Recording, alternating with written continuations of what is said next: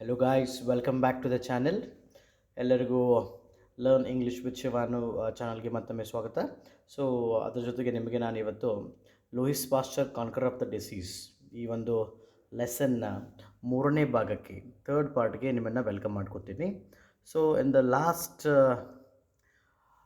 Video in the last session ನಾವೇನು ಮಾಡಿದ್ದೀವಪ್ಪ ಅಂತಂದರೆ ಈ ಲೂಯಿಸ್ ಪಾಶ್ಚರ್ ಅವರು ಯಾವ ಥರನಾಗಿ ಎಕ್ಸ್ಪಿರಿಮೆಂಟ್ ಮುಖಾಂತರ ಪ್ಯೂರ್ ಏರ್ ಮತ್ತು ಸ್ಟೇಲ್ ಏರನ್ನು ನಮಗೆ ತೋರಿಸ್ಕೊಟ್ರು ಅನ್ನೋದನ್ನು ನಾವು ಕಲ್ತಿದ್ವಿ. ಸೊ ಅದು ನಿಮಗೆ ಆಗಲೇ ನಾನು ಹೇಳಿದ್ದೆ. ಸೊ ಇದು ಬಹಳಷ್ಟು ಇಂಪಾರ್ಟೆಂಟ್. 10ನೇ ಪ್ಯಾರಾಗ್ರಾಫ್ ಏನಿದೆ ಅದು ಇಂಪಾರ್ಟೆಂಟ್ ಫಾರ್ 3 or 4 ಮಾರ್ಕ್ಸ್, 3 ಅಥವಾ 4 ಮಾರ್ಕ್ಸ್ಗೆ ಬಹಳಷ್ಟು ಇಂಪಾರ್ಟೆಂಟ್ ಇದೆ. ಈ 10ನೇ ಪ್ಯಾರಾಗ್ರಾಫಿಂದ ಮುಂದ್ಗಡೆ ಏನೇನು ಬರ್ತಾವಲ್ಲ 2 ಮಾರ್ಕ್ಸ್ಗೆ, 3 ಮಾರ್ಕ್ಸ್ಗೆ, 4 ಮಾರ್ಕ್ಸ್ಗೆ ಭಾಳಷ್ಟು ಇಂಪಾರ್ಟೆಂಟ್ ಇರುತ್ತೆ ವಿದ್ಯಾರ್ಥಿಗಳೇ. ದಯವಿಟ್ಟು please pay attention. Okay, now let us go with the 11th one. Nowadays, we pay great deal of attention to pure air, open windows, freedom for dust, to garden cities. So ನಾವು ಈಗ ಏನು ಮಾಡ್ತಾ ಇದ್ದೀವಪ್ಪ ಅಂತ nowadays ಇತ್ತೀಚಿನ ದಿನಗಳಲ್ಲಿ ನಾವೇನು ಮಾಡ್ತಾ ಇದ್ವಿ ಅಂದರೆ ನಾವು ಬಹಳಷ್ಟು V pay a great deal of attention, ಬಹಳಷ್ಟು ನಾವು ಈ ಗಮನ ಹರಿಸ್ತಿದ್ದೀವಿ. ಯಾವುದ್ರ ಬಗ್ಗೆ? ಸ್ವಚ್ಛ ಗಾಳಿ ಇರಬೇಕು, ನಾವಿರೋ ಹತ್ರ ನಾವು ಕಿಟಕಿ ಓಪನ್ ಮಾಡಬೇಕು, ಅಂದರೆ ಬೇರೆ ಗಾಳಿಯ ಟ್ರಾನ್ಸಾಕ್ಷನ್ ಇರ್ತೈತಿ, ಬರೋದು ಹೋಗೋದು ಇರ್ತೈತಿ, ಅದು ನಮ್ಮ ಆರೋಗ್ಯಕ್ಕೆ ಒಳ್ಳೆಯದು ಅನ್ನೋದ್ರ ಬಗ್ಗೆ ನಾವು ಈಗ ಏನು ಮಾಡಿದ್ದೇವಪ್ಪ ಅಂತಂದರೆ ಅನ್ಕೋತಾ ಇದ್ದೀವಿ. ಬಟ್ ಇದ್ರ ಬಗ್ಗೆ ಕ್ಲಿಯರ್ ಐಡಿಯಾ ಕೊಟ್ಟಂಥ ಮನುಷ್ಯ Pasteur was one of the first who show how necessary all these are if we are to fight against the germs and disease. ನಾವು ಈ ಬ್ಯಾಕ್ಟೀರಿಯಾ ಅಥವಾ ರೋಗದ ವಿರುದ್ಧ ಹೋರಾಡಬೇಕಪ್ಪ ಅಂತಂದರೆ ಈ ಪ್ಯೂರ್ ಏರ್, ಸ್ವಚ್ಛ ಗಾಳಿಯ ಅವಶ್ಯಕತೆ ಎಷ್ಟಿದೆ ಅಂಥೇಳಿ ಮೊದಲಿಗೆ ನಮಗೆ ಹೇಳಿಕೊಟ್ಟವ್ರು ಯಾರಪ್ಪ ಅಂತಂತಂದರೆ ಲೂಯಿಸ್ ಪಾಶ್ಚರ್ ಅಂತ ಹೇಳ್ಬೋದು. ಓಕೆ, ನಾವು ನಿಮಗೆ 11th ಪ್ಯಾರಾಗ್ರಾಫ್ ಅರ್ಥ ಆಗಿದೆ ಅಂದ್ಕೊತೀನಿ. 12th ಪ್ಯಾರಾಗ್ರಾಫ್ಗೆ ಹೋಗೋಣ. ಇಲ್ಲೇ ಇದೆ 12th ಅಂತೇಳಿ. So 11th paragraph is not important, but 12th paragraph is important. ಈ 12ನೇ ಪ್ಯಾರಾಗ್ರಾಫ್ ಇಂಪಾರ್ಟೆಂಟ್ ಇದೆ ವಿದ್ಯಾರ್ಥಿಗಳೇ. They will ask the question, what do you mean by pasteurisation? Pasteurisation ಅಂದರೆ ಏನು ಅಂಥೇಳಿ ಕೇಳ್ತಾರೆ. ದಯವಿಟ್ಟು please pay attention to this. Okay, another very useful discovery of Pasteur while he was working in Paris was process which we call now after him pasteurization. So ಯಾವಾಗ Louis Pasteur ಅವರು ಫ್ರಾನ್ಸಲ್ಲಿ work ಮಾಡ್ತಾಯಿದ್ರು, ಆ work ಮಾಡೋ ಸಮಯದಲ್ಲಿ ಅವ್ರು ಏನು ಮಾಡಿದ್ರಪ್ಪ ಅಂತಂದ್ರೆ ಒಂದು ಇಂಪಾರ್ಟೆಂಟ್ ಡಿಸ್ಕವರಿಯನ್ನು ಮಾಡ್ತಾರೆ. ಏನದು ಡಿಸ್ಕವರಿಪ್ಪ ಅಂತಂದರೆ ಆ ಡಿಸ್ಕವರಿ ಹೆಸರೇನಪ್ಪ ಅಂತಂದರೆ ಪಾಶ್ಚರೈಸೇಷನ್. ಪಾಶ್ಚರ್ ಮಾಡಿರುವಂಥ ಸಲುವಾಗಿ ನಾವೇನು ಮಾಡ್ತೀವಿ, ಅದಕ್ಕೆ ಪಾಶ್ಚರೈಸೇಷನ್ ಅಂತೇಳಿ ಕರಿತೀವಿ. ಇದನ್ನು ಯಾಕೆ ಮಾಡಿದ್ರಪ್ಪ ಅಂತಂದರೆ some French wine growers were troubled by a germ which had turned their wine sour. So ಏನು ಮಾಡಿದರು, ಫ್ರಾನ್ಸಲ್ಲಿ ಕೆಲವೊಂದಿಷ್ಟು ಜನ ಅವರು ವೈನನ್ನು ತಯಾರು ಮಾಡ್ತಿದ್ರು, ವೈನ್ ಗ್ರೋವರ್ಸ್ ಇದ್ದರು. ಅವರು ತಯಾರು ಮಾಡಿದಂಥ ವೈನು ಸೋರ್, ಬಿಟ್ರ್ ಆಗ್ತಾಯಿತ್ತು, ಹಾಳಾಗ್ತಾಯಿತ್ತು. ಓಕೆ, ಬಿಟ್ರ್ ಅಂದರೆ ಏನು ರೀ, ಇವಾಗ ನಾವು ಹಾಲಿದೆ ಏನೋ ಅದು ಹಾಳಾಯ್ತಂದರೆ ಲೈಕ್ ಬಿಟ್ರ್, ಬೇರೆ ಟೇಸ್ಟ್ ಬರುತ್ತಲ್ಲ, ಅದೇ ಥರನಾಗಿ ಬಿಟರ್ ಅಂಥೇಳಿ. ಓಕೆ, ಅದು ಬಿಟರ್ ಆಗ್ತಾಯಿತ್ತು, ವೈನ್ ಸ್ವೀಟ್ ಇರ್ತಿದ್ದಲ್ಲ ಬಿಟರ್ ಆಗ್ತಾಯಿತ್ತು. ಅದಕ್ಕೋಸ್ಕರ ಏನು ಮಾಡಿದ್ರಪ್ಪ ಅಂತಂದರೆ ಇವರೊಂದು ಪ್ರಾಸೆಸನ್ನು ಕಂಡುಹಿಡಿದ್ರು. ಆ ಪ್ರೊಸೆಸ್ಸೇ ನಾವೇನಂತೀವಿ ಪಾಶ್ಚರೈಸೇಷನ್ ಅಂತ ಕರಿತೀವಿ. ಈ ಪಾಶ್ಚರೈಸೇಷನ್ ಏನಿರುತ್ತಪ್ಪ ಅಂತಂದರೆ ಪಾಶ್ಚರ್ ಶೋ ತೋರಿಸ್ತಾರೆ ಏನನ್ನು, that by heating the wine or a milk or whatever it might be to a temperature of 50 or 60 degree centigrade the germs were made harmless. So ಇಲ್ಲಿ ಏನಪ್ಪ ಅಂತಂದರೆ ನೀವು ಹಾಲನ್ನು ತಗೋರಿ, ಮೊಸರನ್ನು ತಗೋರಿ, ಮೊಸರಲ್ಲ ಹಾಲನ್ನು ತಗೋರಿ, ವೈನನ್ನು ತಗೋರಿ, ಏನೇನಾದರೂ ತಗೋರಿ, ನೀವು ಅದರಲ್ಲಿರುವಂಥ ಈ ಜರ್ಮ್ಸ್ ಅಥವಾ ಬ್ಯಾಕ್ಟೀರಿಯಾಗಳನ್ನು ಸಾಯಿಸಬೇಕು ಅಥವಾ ಅದು ಹಾರ್ಮ್ಲೆಸ್ ಮಾಡಬೇಕು ಅಂದ್ಕೊಂಡಿದ್ದೀರಪ್ಪ ಅಂತಂದರೆ ನೀವೇನು ಮಾಡಬೇಕಪ್ಪ ಅಂದರೆ ಅವುಗಳನ್ನು 50 to 60 ಡಿಗ್ರಿ ಸೆಂಟಿಗ್ರೇಡ್ವರೆಗೂ ಅದಕ್ಕೆ ಟೆಂಪ್ರೇಚರನ್ನು ಕೊಡಬೇಕಾಗತ್ತೆ. ಈ 50 to 60 ಡಿಗ್ರಿ ಸೆಂಟಿಗ್ರೇಡ್ ಟೆಂಪ್ರೇಚರ್ ಕೊಟ್ಟು ಅದರಲ್ಲಿರುವಂಥ ಜರ್ಮ್ಗಳನ್ನು ಹಾರ್ಮ್ಲೆಸ್ ಮಾಡೋ ಪ್ರಾಸೆಸ್ಸಿಗೆ ನಾವೇನಂತೀವಪ್ಪ ಅಂತಂದರೆ ಪಾಶ್ಚರೈಸೇಷನ್ ಅಂತೇಳಿ ಕರಿತೀವಿ. ಸೊ ಇದು ಇಂಪಾರ್ಟೆಂಟ್. ಇದನ್ನು 2 ಮಾರ್ಕ್ಸಿಗೆ ಕೇಳ್ತಾರೆ, ವಾಟ್ ಈಸ್ ಪಾಶ್ಚರೈಸೇಷನ್ ಅಂತೇಳಿ. ಓಕೆ, ಅದಾದಮೇಲೆ ಏನು ಮಾಡ್ತಾರಪ್ಪ, pasteurised milk which has been treated this way. Pasteurised milk, so ನಾವು ಈ ಪಾಕೆಟ್ನಲ್ಲಿ ಪಡಿತೀವಲ್ಲ ಮಿಲ್ಕು, ಅದು ಪಾಶ್ಚರೈಸ್ಡ್ ಮಿಲ್ಕ್. ಸೊ ಅದನ್ನು ಏನು ಮಾಡ್ತಾರೆ, ಹೀಟ್ ಮಾಡಿ ರೆಡಿ ಮಾಡಿರ್ತಾರೆ, ಅದನ್ನು ಆಮೇಲೆ ಸೀಲ್ ಮಾಡಿಬಿಡ್ತಾರೆ. ಸೀಲ್ ಮಾಡಂತಲೇ ಈಗ ನೋಡಿರಿ, ಹೀಟ್ ಮಾಡಿದಾಗ ಎಲ್ಲ ಜರ್ಮ್ಸ್ ಬಿಡ್ತವೆ, ಅದನ್ನು ಸೀಲ್ ಮಾಡಿಬಿಟ್ಟು ಅಂದರೆ ಮತ್ತೆ ಗಾಳಿ ಅದರೊಳಗೆ ಹೋಗೋದಿಲ್ಲ, ಹೀಗಾಗಿ ಹಾಲು ಕೆಡೋದಿಲ್ಲ. That is called pasteurisation. Okay, Louis Pasteur was, ನಾವು ಐ ಹೋಪ್ ನಿಮಗೆ 12ನೇ ಪ್ಯಾರಾಗ್ರಾಫ್ ಕೂಡ ಕ್ಲಿಯರ್ಲಿ ಅಂಡರ್ಸ್ಟ್ಯಾಂಡ್ ಆಗಿದೆ ಅಂತ ಅಂದ್ಕೊತೀನಿ. ಈಗ ನಾವು 13ನೇ ಪ್ಯಾರಾಗ್ರಾಫ್ಗೆ ಹೋಗೋಣ. Louis Pasteur was what we call all-rounder scientist. ನಿಮಗೆ ಇದನ್ನೇ ಕೇಳ್ತಾರೆ, ಲೂಯಿಸ್ ಪಾಶ್ಚರ್ ಹೇಗೆ ಆಲ್ರೌಂಡರ್ ಸೈಂಟಿಸ್ಟ್ ಅಂತ ಹೇಳಿ. ನೀವು ಯಾವ ಥರನಾಗಿ ಆನ್ಸರ್ ಮಾಡಬೇಕಪ್ಪ ಅಂತಂದರೆ, ಅವರು ತಮ್ಮ ಇದನ್ನು ಎಕ್ಸ್ಪ್ಲೇನ್ ಮಾಡಿ ನಿಮ್ಗೆ ಹೇಳ್ತೀನಿ. Okay, all the research which he did in his laboratories were meant to help his fellow men beings. It would be impossible to imagine Pasteur experimenting with the explosive or poison gas. So ನೋಡಿರಿ, ಅಲ್ಲಿ ಈ laboratory ಒಳಗೆ most of his time ಅವ್ರು ಏನು ಮಾಡಿದಾರು, ಭಾಳಷ್ಟು ಎಕ್ಸ್ಪೆರಿಮೆಂಟ್ಗಳನ್ನ ಲ್ಯಾಬ್ರೋಟರಿಗಳಲ್ಲಿ ಮಾಡಿದ್ದಾರೆ. ಆದರೆ ಯಾಕೆ ಮಾಡಿದಾರಪ್ಪ ಅಂತಂದರೆ, ಇವು ಜನರಿಗೆ ಹೆಲ್ಪ್ ಮಾಡೋ ಸಂಬಂಧನ ಅವ್ರು ಏನು ಮಾಡ್ತಿದ್ರು, ಇವೆಲ್ಲ ಒಂದು ನಾವು ಡಿಸ್ಕವರೀಸನ್ನು, ಎಕ್ಸ್ಪೆರಿಮೆಂಟ್ಸನ್ನು ಮಾಡ್ತಿದ್ರು. ಅದನ್ನು ನಮಗೆ ಒಂದು ತಲೆಯಲ್ಲಿರ್ಬೇಕು ಏನಪ್ಪ ಅಂತಂದರೆ, ಅವ್ರು ಎಕ್ಸ್ಪೆರಿಮೆಂಟ್ ಮಾಡುವಾಗ ಮೆನಿ ಟೈಮ್ಸ್ ಕೆಲವೊಂದಿಷ್ಟು ಎಕ್ಸ್ಪ್ಲೋಸಿವ್ ಆಗಿದ್ದಾವೆ, ಅಥವಾ ಆ ಎಕ್ಸ್ಪ್ಲೋಸಿವ್ ಆಗಿದ್ದು ಏನು ಮಾಡ್ಯಾವಪ್ಪ ಅಂದ್ರೆ ಪಾಯ್ಸನಸ್ ಗ್ಯಾಸನ್ನು ಕೂಡ ಕ್ರಿಯೇಟ್ ಮಾಡಿದ್ದಾವೆ, ಪ್ರೊಡ್ಯೂಸ್ ಮಾಡಿದ್ದಾವೆ, ಎಮಿನೇಟ್ ಮಾಡಿದ್ದಾವೆ ಅಂತ ನಾವು ಹೇಳ್ಬೋದು. ಇಲ್ಲಿ ಆಲ್ರೌಂಡರ್ ಯಾವ ಥರಪ್ಪ ಅಂತಂದರೆ, ಇವರು ಸೊ ಒಬ್ಬರು ಸೈಂಟಿಸ್ಟ್ ಆಗಿದ್ದರು, ಇವರೊಬ್ಬರು ಲೆಕ್ಚರರ್ ಆಗಿದ್ದರು, ಒಬ್ಬ ದೇಶಪ್ರೇಮಿನೂ ಆಗಿದ್ದರು, ಒಬ್ಬ ಕಾಮನ್ ಮ್ಯಾನ್ನ ಕಷ್ಟ ಅರ್ಥ ಮಾಡ್ಕೊಳ್ಳುವಂಥ ಒಬ್ಬ ವ್ಯಕ್ತಿ ಕೂಡ ಆಗಿದ್ದರು. ಇದೇ ಥರನಾಗಿ ನಾವು ಅವ್ರನ್ನ ಆಲ್ರೌಂಡರ್ ಸೈಂಟಿಸ್ಟ್ ಅಂತೇಳಿ ಕರಿತೀವಿ. Okay, Pasteur founded the branch of science called bacteriology. So founded means ಒಂದು ಸ್ಥಾಪಿಸ್ತಾರವರು, ಕ್ರಿಯೇಟ್ ಮಾಡ್ತಾರೆ ಅಂತ. ಅವ್ರೇನು ಮಾಡ್ತಾರೆ, ಒಂದು ಹೊಸ ಬ್ರ್ಯಾಂಚನ್ನು ರೆಡಿ ಮಾಡ್ತಾರೆ. ಯಾವುದಪ್ಪ ಬ್ರ್ಯಾಂಚಪ್ಪ ಅಂತಂದರೆ ಬ್ಯಾಕ್ಟೀರಿಯಾಲಜಿ ಅಂಥೇಳಿ. ಬ್ಯಾಕ್ಟೀರಿಯಾಲಜಿ ಅನ್ನೋದು ಅಂದರೆ ಈ ಒಂದು ಸೂಕ್ಷ್ಮಜೀವಿ ಶಾಸ್ತ್ರ ಅನ್ನೋದನ್ನು ಒಂದು ಸ್ಟಾರ್ಟ್ ಮಾಡ್ತಾರೆ ಅವರು. ಅದೇನಪ್ಪ ಅಂತಂದರೆ ಸ್ಟಡಿ ಆಫ್ ಬ್ಯಾಕ್ಟೀರಿಯಾ. ಈ ಬ್ಯಾಕ್ಟೀರಿಯಾಗಳ ಬಗ್ಗೆ ಅಧ್ಯಯನ ಮಾಡುವಂಥ ಒಂದು ವಿಷಯ. And he showed what wide range it had by studying the bacteria in all sort of different activities. So ಈ ಒಂದು ಬ್ರ್ಯಾಂಚ್ ಮುಖಾಂತರ ಅವ್ರ ಜನರಿಗೆ ಏನು ತೋರಿಸ್ಕೊಟ್ರಪ್ಪ ಅಂತಂದರೆ, ಬ್ಯಾಕ್ಟೀರಿಯಾ ಅನ್ನೋ ಒಂದು ಕಾನ್ಸೆಪ್ಟು ಎಷ್ಟು ವೈಡ್ ಆಗಿದೆ, ಅವುಗಳನ್ನು ನಾವು ಯಾವ ಥರನಾಗಿ ಬೇರೆ ಬೇರೆ ಆ್ಯಕ್ಟಿವಿಟಿಗಳ ಮುಖಾಂತರ ಕಲಿಬಹುದು ಅನ್ನೋದನ್ನು ಕೂಡ ಅವರು ಇಲ್ಲಿ ತೋರಿಸ್ಕೊಡ್ತಾರೆ. Okay, for 3 years he spent all his time and energy in tracking down the cause of disease which had ruined the silkworm industry. ಅವ್ರೇನು ಮಾಡ್ತಾರೆ, ಈ ಸಿಲ್ಕ್ ವರ್ಮ್ ಇಂಡಸ್ಟ್ರಿ, ಈ ಏನಪ್ಪ ಅಂದ್ರೆ ರೇಷ್ಮೆ ಇಂಡಸ್ಟ್ರಿ ಏನಿದೆಲ್ಲ, ರೇಷ್ಮೆ ತಯಾರು ಮಾಡುವಂಥದ್ದು, ಆ ಇಂಡಸ್ಟ್ರಿಗೆ ಭಾಳ ಹೊಡೆದು ಕೊಡ್ತಿರ್ತೈತಿ. ಯಾವುಗಳಿಂದ, ಒಂದಿಷ್ಟು ಜರ್ಮ್ಸ್ಗಳಿಂದ. ಸೊ ಅದಕ್ಕೋಸ್ಕರ ಇವ್ರು ಏನು ಮಾಡ್ತಾರೋ, ಅದರ ಬಗ್ಗೆ ತಿಳಿದುಕೊಳ್ಳೋಕೆ 3 ವರ್ಷ ಟೈಮ್ ತೊಗೋತಾರೆ. 3 ವರ್ಷ ಟೈಮ್ ತೊಗೊಂಡು ಆ ಒಂದು ಪ್ರಾಬ್ಲಮನ್ನು ಸಾಲ್ವ್ ಮಾಡ್ತಾರೆ. ಅದಾದಮೇಲೆ he began to believe that if not infectious diseases were due to certain bacteria which if they got into the blood multiplied they are caused disease. So ಅವ್ರು ಏನನ್ನ ಎಕ್ಸ್ಪ್ರೆಸ್ ಮಾಡ್ತಾರೆ ಲೇಟರ್ಪ್ಪ ಅಂದರೆ, ಯಾವುದಾದ್ರೂ ಬಾಡಿಯಲ್ಲಿ ಒಂದು ಬ್ಯಾಕ್ಟೀರಿಯಾ ಹೋತಪ್ಪ ಅಂತಂದರೆ ಅದು ಒಳಗೆ ಅಲ್ಲೇ ಮಲ್ಟಿಫ್ಲೈ ಆಗುತ್ತೆ, ಅದರ ನಂಬರನ್ನು ಅದು ಜಾಸ್ತಿ ಮಾಡ್ಕೊಳ್ಳುತ್ತೆ. ಯಾವಾಗ ನಂಬರ್ ಜಾಸ್ತಿಗಳಾಗುತ್ತವೋ ನಮ್ಮಲ್ಲಿರುವಂಥ ಬಿಳಿ ರಕ್ತ ಕಣಗಳು, ವೈಟ್ ಬ್ಲಡ್ ಸೆಲ್ಸ್ ಏನಿಸಿದವಲ್ಲ, ಅವುಗಳ ವಿರುದ್ಧ ಹೋರಾಡೋಕ್ಕೆ ಆಗೋದಿಲ್ಲ. ಯಾಕಪ್ಪ ಅಂತಂದರೆ ನಂಬರ್ 1 2 3 4 ಇದ್ದರೆ, ಕಡಿಮೆ ಇದ್ದರೆ ಹೋರಾಡ್ಬೋದು, ಫೈಟ್ ಮಾಡ್ಬೋದು. ಆದರೆ ಜಾಸ್ತಿ ಆದಾಗ ಇದ್ರ ಶಕ್ತಿ ಕಡಿಮೆ ಆಗುತ್ತೆ, ಅದರ ಶಕ್ತಿ ಜಾಸ್ತಿ ಆಗುತ್ತೆ. ಇದರಿಂದ ನಮಗೇನಾಗುತ್ತಪ್ಪ ಅಂತಂದರೆ ಡಿಸೀಸಸ್ಗಳು ಬರ್ತವೆ.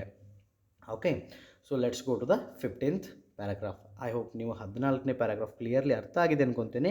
ನಿಮಗೆ ತಿಳಿಯುವಂಥ ಕನ್ನಡದಲ್ಲಿ ಬಹಳಷ್ಟು ಸರಳವಾಗಿ ಎಕ್ಸ್ಪ್ಲೇನ್ ಮಾಡ್ತಾ ಇದ್ದೀನಿ. ಇನ್ನೂ ನಿಮಗೇನಾದರೂ ಅರ್ಥ ಆಗಿದ್ದಿಲ್ಲ ಅಂದಲ್ರಿ, ನೀವು ನನಗೆ ಕಮೆಂಟ್ ಸೆಕ್ಷನಲ್ಲಿ ಮೆಸೇಜ್ ಹಾಕ್ರಿ.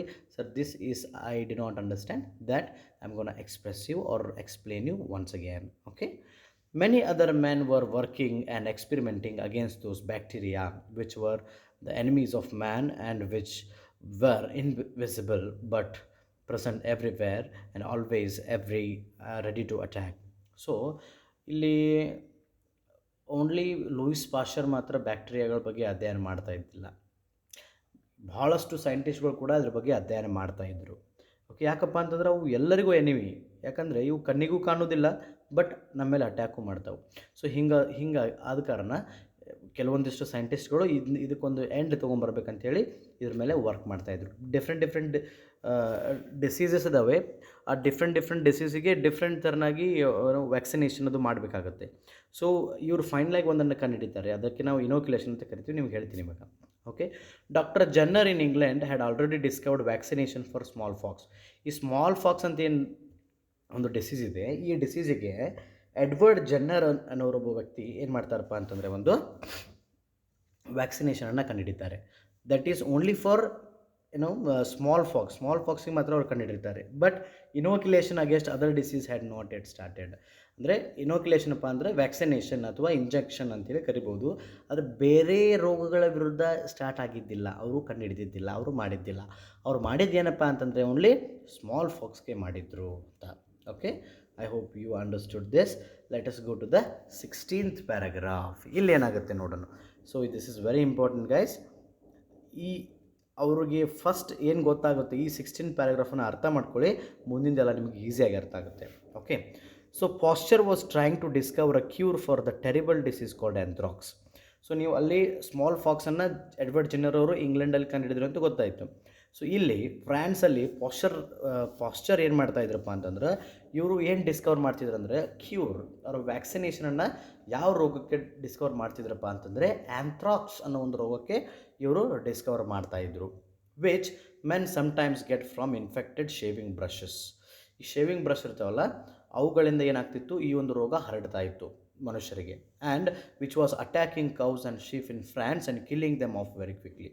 ಈ ಮನುಷ್ಯರಿಗೆ ಬಂದಂಥ ಈ ಆ್ಯಂಥ್ರಾಕ್ಸ್ ರೋಗ ಅದು ಕ್ವಿಕ್ಕಾಗಿ ಮತ್ತು ದನಕರುಗಳಿಗೆ ಮತ್ತು ಕುರಿಗಳಿಗೂ ಅದು ಬರ್ತಾ ಇತ್ತು. ಅದು ಬಂದ ತಕ್ಷಣ ಅವು ಸಾಯ್ತಾ ಇದ್ವು. Quickly it is to kill the cows and sheep, ಸಾಯ್ತಾ ಇದ್ರು. Okay, he found out first of all that cow could not have anthrax twice. ಫಸ್ಟಿಗೆ ಇವರು ಕಂಡು ಹಿಡಿದಿರುವಂಥ ಒಂದು ಥಿಂಗ್ ಏನಪ್ಪ ಆ್ಯಂಥ್ರಾಕ್ಸ್ ಬಗ್ಗೆ ಅಂದರೆ, ಯಾವುದೇ ಪ್ರಾಣಿ ಆಗಿರಲಿ, ಫಸ್ಟ್ ಅವರು ಕೌ ಮೇಲೆ ಎಕ್ಸ್ಪೆರಿಮೆಂಟ್ ಮಾಡಿದಾಗ ಗೊತ್ತಾಯಿತು, ಕೌ ಒಂದು ಆಕಳಿಗೆ ಒಂದು ಸಾರಿ ಆ್ಯಂಥ್ರಾಕ್ಸ್ ಬಂದು ಹೋಯ್ತಪ್ಪ ಅಂತಂದರೆ ಅದು ಮತ್ತೊಮ್ಮೆ ಬರುವುದಿಲ್ಲ ಅನ್ನೋದನ್ನು ಇವ್ರು ಕಂಡುಹಿಡಿತಾರೆ. Then he began to wonder whether it would not be possible to make cow and even man just little ill with anthrax and so that they might not get it again. So ಅವ್ರ ತಲೆಗೆ ಏನು ಬರ್ತಾರೆ ಇದನ್ನು ಅರ್ಥ ಮಾಡ್ಕೊಳ್ಳಿ. So presently ನೀವೆಲ್ಲ ಪಡೆಯಕತ್ತಿರುವಂಥ vaccination, corona vaccination ಕೂಡ this is also on the basis of this inoculation. ಇವರೇನು ಪ್ಲ್ಯಾನನ್ನು ಮಾಡಿದ್ದಾರೆ ಅದೇ ಒಂದು ಪ್ಲ್ಯಾನ್ ಮುಖಾಂತರನ ನಾವು ಕೂಡ ವ್ಯಾಕ್ಸಿನೇಷನನ್ನು ಪಡಿತಾ ಇದ್ದೀವಿ. ಸೊ ಅವ್ರಿಗೇನು ಗೊತ್ತಾಗಿತ್ತಪ್ಪ ಅಂತಂದರೆ, ಆಕಳಿಗೆ ಆ್ಯಂಥ್ರಾಕ್ಸ್ 2 ಸಾರಿ ಬರುವುದಿಲ್ಲ. ಓಕೆ, ಇದು ಮಾತ್ರ ಅವ್ರ ತಲೆಗೆ ಗೊತ್ತಾಗಿತ್ತು. ಸೊ ಅದಕ್ಕೆ ಏನು ಪ್ಲ್ಯಾನ್ ಮಾಡಿದ್ರಪ್ಪ ಅಂದರೆ, ಮನುಷ್ಯರಿಗೆ, ಆಕಳಿಗೆ, ದನಗಳಿಗೆ ಮತ್ತು ಎಲ್ಲರಿಗೂ ಸ್ವಲ್ಪ ವೀಕ್ ಆಗಿರುವಂಥ, ಸ್ಟ್ರಾಂಗ್ ವೈರಸ್ ಅಲ್ಲ, ವೀಕ್ ಆಗಿರುವಂಥ ಒಂದು ಆ್ಯಂಥ್ರಾಕ್ಸ್ ಬ್ಯಾಕ್ಟೀರಿಯಾಗಳನ್ನ ತೊಗೊಂಡು ಮನುಷ್ಯರಿಗೆ ಇಂಜೆಕ್ಟ್ ಮಾಡಿದರೆ ಸ್ವಲ್ಪ ಆರಾಮ ತಪ್ತೈತಿ. ಸ್ವಲ್ಪ ಆರಾಮ ತಪ್ಪಿದ ಮೇಲೆ ಏನಾಕೈತಪ್ಪ ಅಂತಂದ್ರೆ, ನೆಕ್ಸ್ಟ್ ಅವ್ರಿಗೆ ಇನ್ನೊಮ್ಮೆ ಆ್ಯಂಥ್ರಾಕ್ಸ್ ಬರೋದೇ ಇಲ್ಲ. ಅದನ್ನು ನಾವು ಕ್ಯೂರ್ ಮಾಡಿದಂದರೆ ಇನ್ನೇನು ಬರೋದೇ ಇಲ್ಲಲ್ಲ ಅನ್ನೋ ಒಂದು ಕಾನ್ಸೆಪ್ಟ್ ಇವ್ರ ತಲೆಯಾಗಿ ಬರ್ತೈತಿ. ಓಕೆ, ಪರ್ಹ್ಯಾಪ್ಸ್ ನಾವು ಕೂಡ ಈಗೇನು ಕೊರೋನಾ ಇಂಜೆಕ್ಷನ್ ತೊಗೋತಾ ಇದ್ದೀವಿ, ಅದು ಆ್ಯಕ್ಚುಲಿ ಕೊರೋನಾನೇ ನಮಗೆ ಇಂಜೆಕ್ಟ್ ಮಾಡ್ತಿದ್ದಾರೆ ವ್ಯಾಕ್ಸಿನೇಷನ್ದೊಳಗೆ. ಏನಪ್ಪ ಅಂತಂದರೆ, ಅಲ್ಲಿ ವೀಕ್ ಜರ್ಮ್ಸ್ ಇರ್ತವೆ. ಕೊರೋನಾದ ವೀಕ್ ಜರ್ಮ್ಸನ್ನು ನಮಗೆ ಇಂಜೆಕ್ಟ್ ಮಾಡಿದರೆ ನಮಗೆ ಸ್ವಲ್ಪ ಆರಾಮ ತಪ್ಪುತ್ತೆ. ಅದಾದಮೇಲೆ ಅಂದರೆ ನಮ್ಮ ಇಮ್ಯುನಿ ಸಿಸ್ಟಮಿಗೆ ಗೊತ್ತಾಗುತ್ತೆ ಅದು ಹೆಂಗೆ ವರ್ಕ್ ಆಗುತ್ತೆ ಅಂಥೇಳಿ. ಕೊರೋನಾ ಅಂದರೆ ಹೆಂಗಿರುತ್ತೆ, ಅದರ ವಿರುದ್ಧವಾಗಿ ನಾವು ಹೆಂಗೆ ರೆಡಿ ಆಗಬೇಕು ಫೈಟ್ ಮಾಡೋಕ್ಕಂಥೇಳಿ ನಮ್ಮ ಇಮ್ಯುನಿ ಸಿಸ್ಟಮಿಗೆ ಗೊತ್ತಾಗುತ್ತೆ. ಅದೇ ಥರನಾಗಿ ಆ್ಯಂಥ್ರಾಕ್ಸ್ ಕೂಡ ಮಾಡಿದ್ರು ಅವರು. Perhaps this could be done by giving cows or sheep very weak old germs to make them safe or immune for the future. So ಇದನ್ನು ಅವರು ಕೌ ಮತ್ತು ಶೀಪ್ಸ್ಗಳಿಗೆ ಕೊಟ್ಟು ನೋಡಬೇಕು ಅಂಥೇಳಿ ಒಂದು ಎಕ್ಸ್ಪೆರಿಮೆಂಟ್ ಮಾಡಬೇಕು, ಅವರ ಇಮ್ಯುನಿ ಸಿಸ್ಟಮನ್ನು ಒಂದು ಸ್ಟ್ರಾಂಗ್ ಮಾಡಬೇಕಂತೇಳಿ ಪ್ಲ್ಯಾನ್ ಮಾಡ್ತಾರೆ.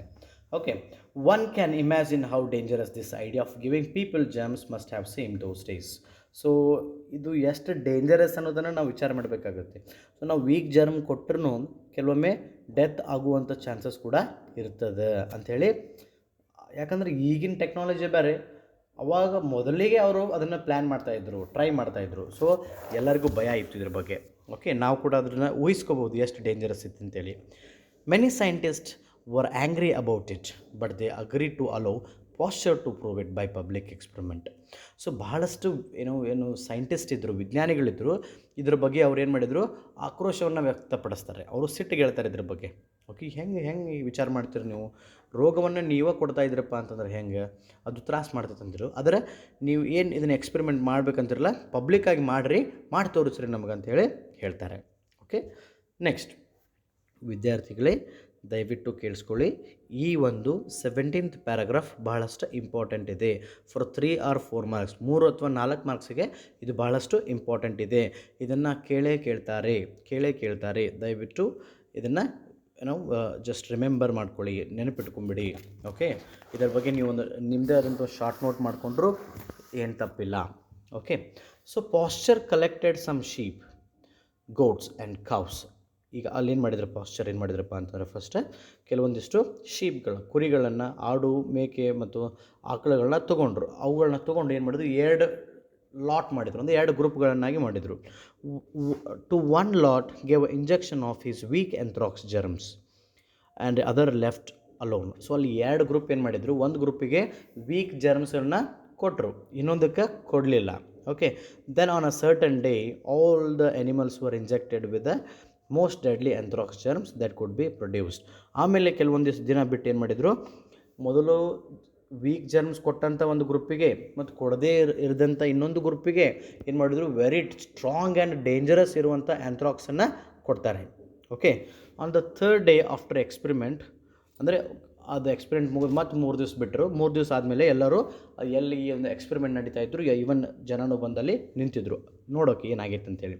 ಅ crowd of people gathered around the shed to see what happen to the animals. Pasteur even though he was sure of himself must have felt nervous.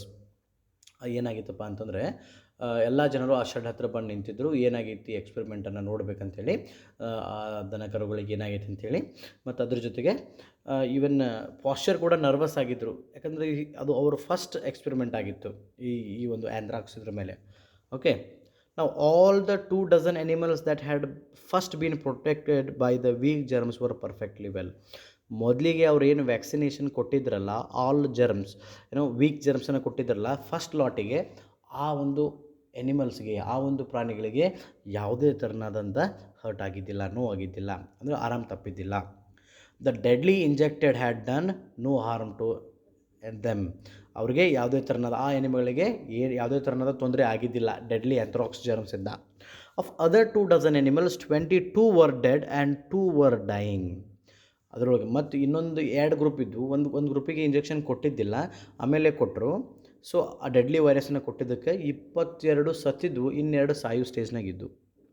ಅಂದರೆ ಏನಾಯ್ತಪ್ಪ ಅಂತಂದರೆ, ನಾವು ಯಾವ ವೀಕ್ ಜರ್ಮ್ಗಳನ್ನ ತೊಗೊಂಡಿದ್ದು ಅವು ಆರಾಮಿದ್ದಾವೆ, ಯಾವ ವೀಕ್ ಜರ್ಮ್ ತೊಗೊಂಡಿದ್ದಿಲ್ಲ ಅವು ಸತ್ತಿದ್ದಾವೆ ಅನ್ನೋದನ್ನು ಇಲ್ಲಿ ಡಿಸ್ಕವರ್ ಮಾಡಲಾಯಿತು. When the news spread that Pasteur has discovered cure for anthrax, hundreds of people wrote him for a supply of vaccine or weak germs and he had to turn his laboratory into a kind of small germ factory.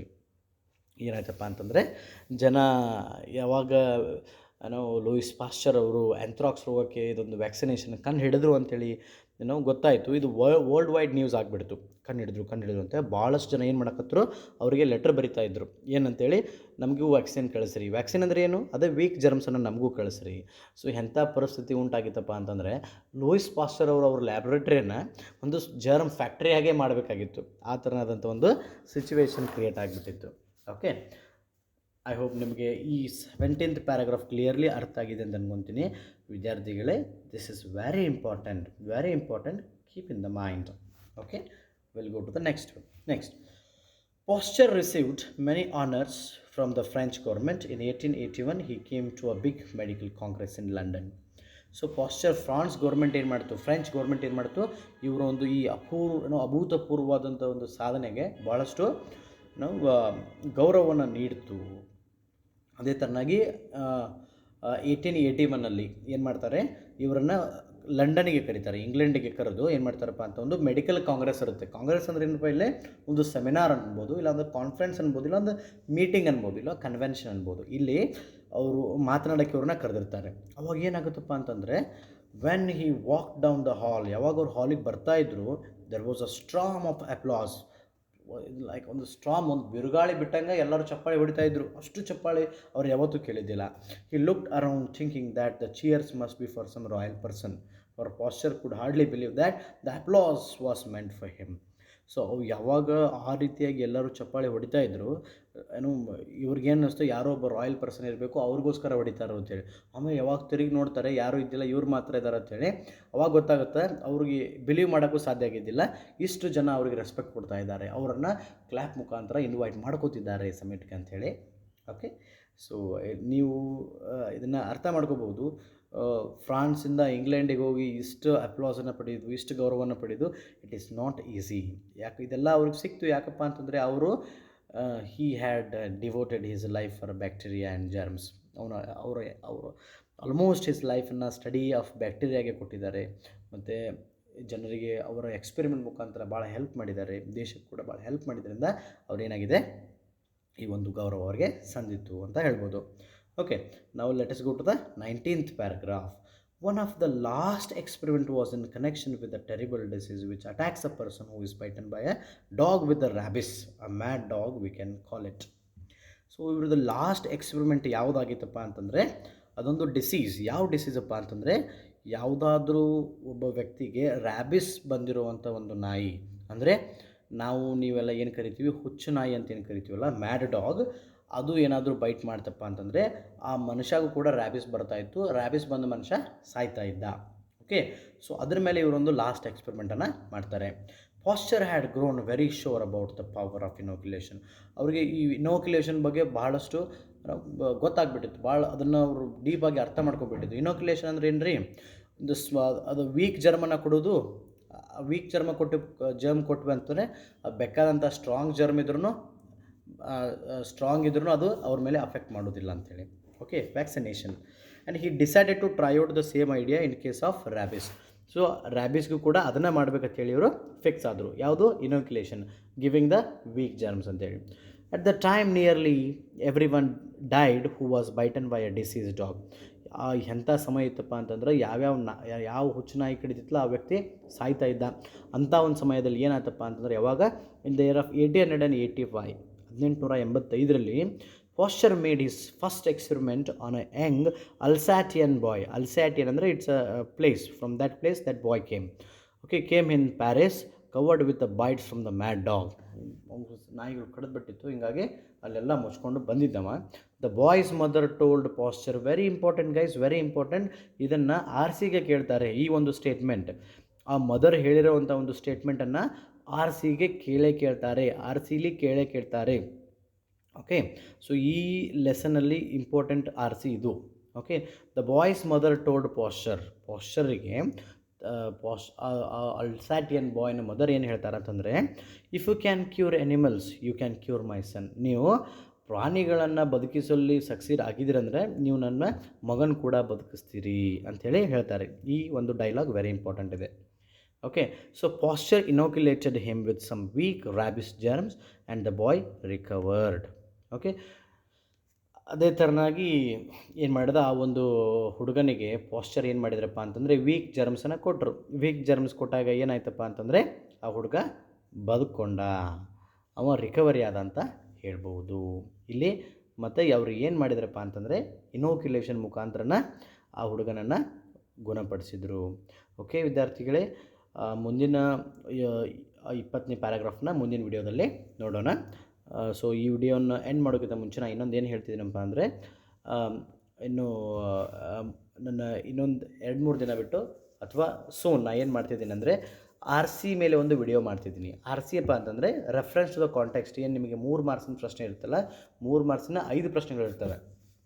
So ನಿಮ್ಮ question paper pattern ಬಗ್ಗೆ ಮತ್ತು ಈ RCಗಳನ್ನು ಹೆಂಗೆ deal ಮಾಡಬೇಕು, ಯಾವ ಥರ ಬರೀಬೇಕು ಅನ್ನೋದ್ರ ಮೇಲೆ ಕೂಡ ನಾನು ಒಂದು ವಿಡಿಯೋ ಮಾಡ್ತಾಯಿದ್ದೀನಿ.